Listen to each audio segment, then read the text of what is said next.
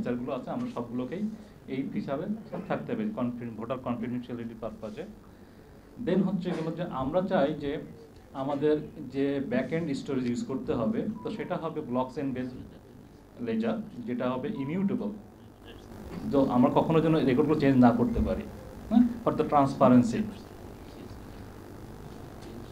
তারপরে হবে যে আমাদের এই প্ল্যাটফর্মটা অ্যাক্সেস করার জন্য আমাদের web platform plus mobile app থাকতে হবে, এবং সেটা মাল্টিলিঙ্গুয়াল, কেউ চাইলে ইংলিশে, কেউ চাইলে বাংলায়, হঠাৎ আমাদের কনটেক্সটের যে অনুসারে আমাদের যে ডেমোগ্রাফি আছে সেই ডেমোগ্রাফির ল্যাঙ্গুয়েজ অনুসারে আমাদের এটা থাকতে হবে ফিচার।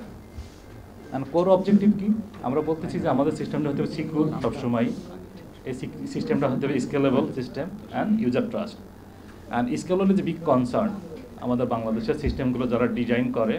আমরা খুব একটা সিম্পল এক্সাম্পল দিলে বুঝতে পারবেন, যখন আমাদের এসএসসি বা এসএসসি রেজাল্ট পাবলিশড হয়, তো ওই স্পেসিফিক মোমেন্টে আমাদের হিউজ ইউজার রিকোয়েস্ট থাকে, এবং আমাদের সিস্টেমগুলো কী হয়ে যায়, মোস্ট অফ দ্য কেসে ডাউন হয়ে যায়।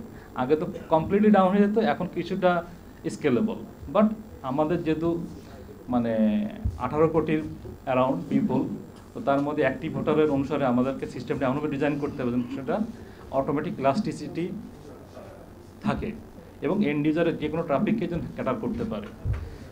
সো এটা হচ্ছে গেলো আমাদের হচ্ছে গেলো একটা প্রপোজ ভোটিং সিস্টেমের অনেক হাই লেভেল ফিচারের কথা, বাট এর বিহাইন্ডে আমরা অনেকগুলো ফিচার আরও আসবে।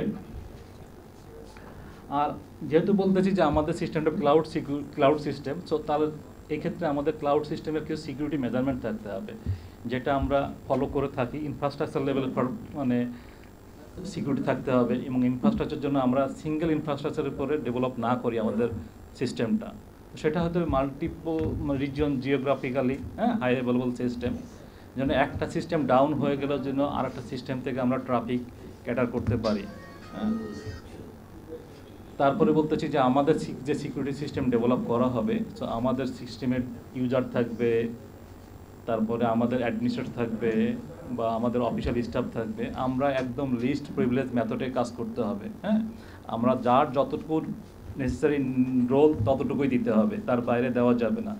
এবং আমাদেরকে এই যে যারা এই সিস্টেমের মানে ইউজার হবে, আমাদের এই জায়গাটা খুবই মানে দুর্বলতা, হ্যাঁ, কারণ তারা যে সিস্টেমগুলো তারা যে এন্ড পয়েন্ট ডিভাইসগুলো ইউজ করে, তাদের মোবাইল অথবা ডেস্কটপ, এগুলোতে পাইরেটেড সফটওয়্যার থাকে, ঠিক আছে। তো পাইরেটেড উইন্ডোজ থাকলে এগুলো আসলে আমাদের হ্যাকারদের কাছে তার অ্যাক্সেসের ইনফরমেশন কিছুক্ষণের মধ্যেই চলে যায়, ঠিক আছে।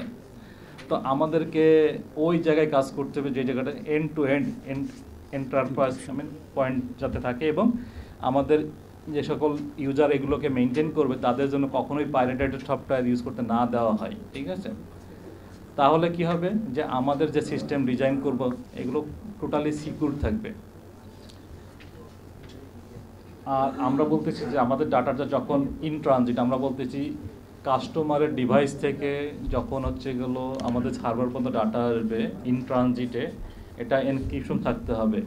প্লাস হচ্ছে গেলো ডাটা যখন হচ্ছে গেলো যে হার্ড ডিস্কে এটা রিসাইড করবে, আমরা বলছি ব্লকচেন ইমিউটেবল সিস্টেমে, সেটাও হইতে হবে এনক্রিপ্টেড ওয়েতে। আর সব সময় আসলে আমরা দেখি যে বর্তমান ওয়ার্ল্ডে, হ্যাঁ, থ্রেট প্রোটেকশন মানে সাইবার সিকিউরিটি হ্যাকাররা সবসময় অ্যাটাক করতেইছে, তাদের টার্গেটেড অ্যাটাক করে, ঠিক আছে। এবং তারা অ্যাটাক এমন না যে একদিনে করে, তারা লং টাইম প্ল্যান করে সিস্টেম করে যে না এদের কী দুর্বলতা আছে, কোথা দিয়ে অ্যাটাক করলে কী অবস্থা হবে, এবং তাদের লাভজনক কী বিজনেস হতে পারে এটা, ঠিক আছে। তো এর জন্য কী করতে হবে, আমাদের সিস্টেমে কিছু মেজারমেন্ট থাকতে হবে, হ্যাঁ। তো নর্মালি ফায়ারওয়াল থাকে, বাট আমাদেরকে ওয়েব ফায়ারওয়াল থাকতে হবে, এবং এটা হতে হবে বর্তমানে যে নেক্সট জেনারেশন ফায়ারওয়াল আমরা বলি, ঠিক আছে, যে এটা সবসময় মানে ডিটেক্ট করবে এবং হচ্ছে গেলো মেজারমেন্ট অ্যাপ্লাই করবে, রেসপন্স, ঠিক আছে। ডিডস প্রোটেকশন থাকতে হবে।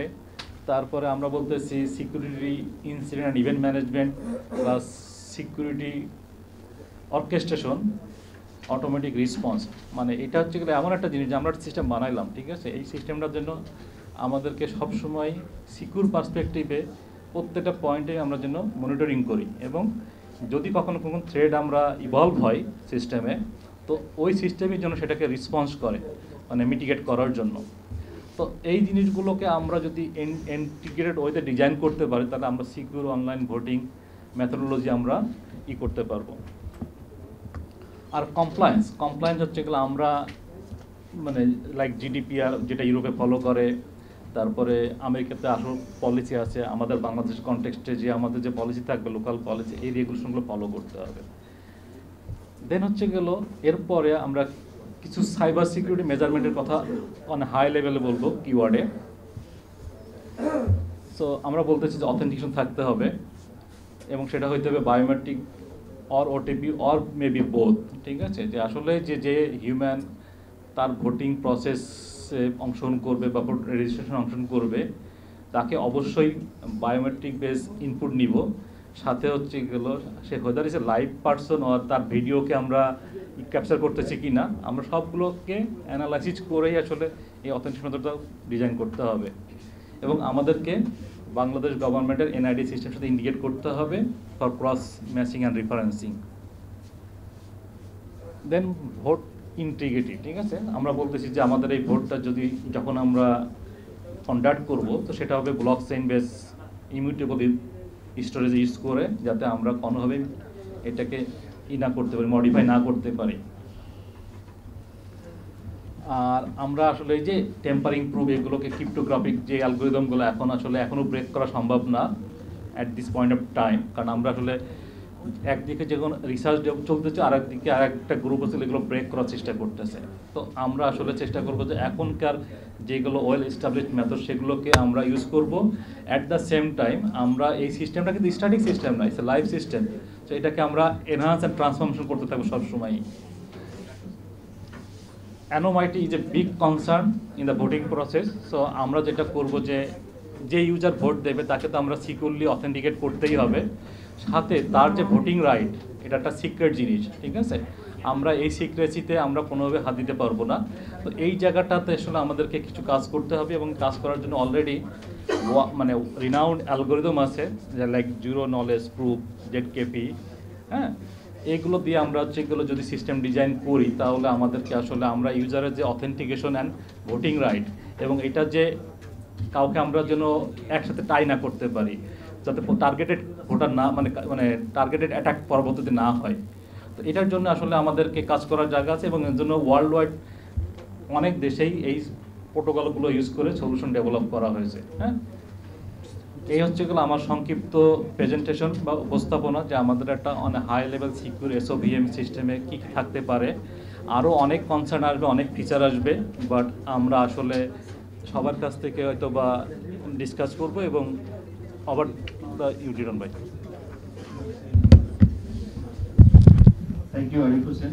আপনি অনেক যেহেতু সাইবার সিকিউরিটির সঙ্গে টেকনিক্যাল ইস্যুসগুলো বেশি জড়িত, এই জন্য কুইক কতগুলো টার্ম ইউজ করেছেন। আমার মনে হয় হয়তো টেকনিক্যাল যারা তাদের কাছে এটা খুবই পরিচিত, যারা নন টেক আছেন তাদের কাছে অপরিচিত, ইনক্লুডিং মি। তো বাট কতগুলো কমন জিনিস আছে যেটা নিয়ে আমাদের ভাবতে হবে এবং এনআইডি কর্তৃপক্ষের প্রধান যেহেতু আছেন, যে কারণে এনআইডি আমরা গত কয়েক বছরে সিস্টেম ইন্টারাকশনের পরেও পাইনি, এর অনেক কিছু আপনি এর মধ্যে বলেছেন। আমার মনে হয় এটা যারা আপনারা আলোচনা করবেন, পার্টিকুলারলি 2A 3A আর 4A অথেন্টিকেশন, এটা শুধু এনআইডি না, এটা ভোটিং এর ক্ষেত্রে এবং সব ক্ষেত্রেই এটা চিন্তা করা দরকার। ব্লকচেইন মানে সবাই আমরা স্টোর মনে করি, তা না। ব্লকচেইন পোস্টাল সার্ভিস হতে পারে, স্কুল নেটওয়ার্ক হতে পারে, ব্লকচেইন সাপ্লাই চেইন হতে পারে। আমরা এই শব্দটা বেশি শুনি, কিন্তু যতগুলো networking, IT networking or non IT networking, ওগুলো সবকিছু ব্লকচেইনের পার্ট। সবকিছু প্রোডাক্ট বেস হতে হয় এমন কথা না, সার্ভিস বেস নানা রকমের ব্লকচেইন হতে পারে। সো এটা কীভাবে ব্যবহার করা হচ্ছে সেটা একটা ব্যাপার। আর হচ্ছে যে যেই সাইবার ওয়ার্ল্ডে ক্রাইমগুলো নিয়ে ওয়ার্ল্ডে সবচেয়ে বেশি আলোচনা হয়, সেই কারণে কিছু কিছু টার্ম আমরা প্রায় শুনি। এটা আতঙ্কিত হওয়ার কিছু নাই। যখন cross identification, cross checking, cyber firewall, তারপর হচ্ছে যে সাইবার পুলিশিং এর ভেরি ইম্পর্ট্যান্ট। এবং আপনারা জানেন যে ডিএমপি, সিএমপি, সব বিশ্বের সব অথরিটিতে এখন সাইবার পুলিশিং আলাদা ডিপার্টমেন্ট হচ্ছে।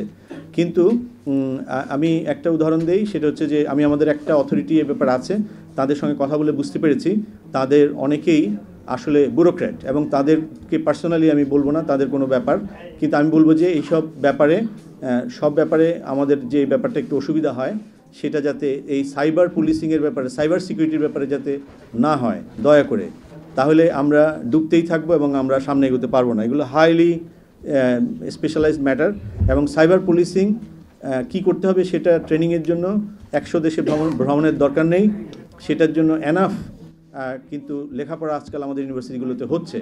এখানে কয়েকজন ইউনিভার্সিটির টিচার আছেন, তারা একটু এই বিষয়টার উপর আলোচনা করবেন, এবং আমি সবগুলো টার্ম হয়তো টাচ করতে পারি নাই, কিন্তু এর আগে রূপম রাজ্জাক যেটু বলেছিলেন সেটাও আমাদের সবাইকে একটু চিন্তার খোরাক জাগিয়েছে। Thank you. উনি বলেছেন 50,000-এর মতো কিওস্ক আছে আমাদের IT base business worldwide, যেটা ভেরি ইম্পর্ট্যান্ট। আমি নিশ্চিত যে আমরা অনেকে এই ফিগারটা জানি না, এবং আমি যেটা ফিগার বলেছি সেটা যে অ্যাকুরেট আমি সেটা নিশ্চিত করতে পারবো না, তবে আমার ধারণা এই সংখ্যাটি আর অনেক বেশি হবে। এই ডেটাটি আমাদের ওয়ার্ল্ড ওয়াইড করা অসম্ভব হয়েছে এই কারণে যে আমাদের ওয়ার্ল্ড ওয়াইড কিন্তু নেটওয়ার্কিংটি আসলে ওইভাবে নেই। গত 3 বছর যাবৎ আমরা কাজগুলো করতে গিয়ে টের পেলাম, এবং যখন হিউম্যান রাইটস গ্রুপগুলো আমরা অর্গানাইজ হই, যেটা আমরা কাজ করতে গিয়ে দেখেছি খুবই বিচ্ছিন্নভাবে কাজগুলো হয়। তো সেই ক্ষেত্রে বাংলাদেশ ফোরাম আছে ওয়ার্ল্ডে অন্তত 500+ চেম্বার আছে বিভিন্ন দেশে, এবং মালয়েশিয়ান চেম্বারের ডাইরেক্টর এখানে আছেন, তিনি তার অপরচুনিটিগুলো বলবেন এবং এই আইটি ফ্যাসিলিটিসগুলো সম্পর্কে উনি বলবেন। বিশেষ করে মানি ট্রান্সফার, ট্রাভেল এজেন্সি এবং চেইন শপ, এগুলো কিন্তু আইটি বেস, এবং ইটালিতে কোনো কেন্দ্রভিত্তিক ভোট হয় না, ভোট হয় এই ব্লক চেইন বেস, যেখানে আপনি ব্যাংকে, স্কুলে, এনি বিজনেস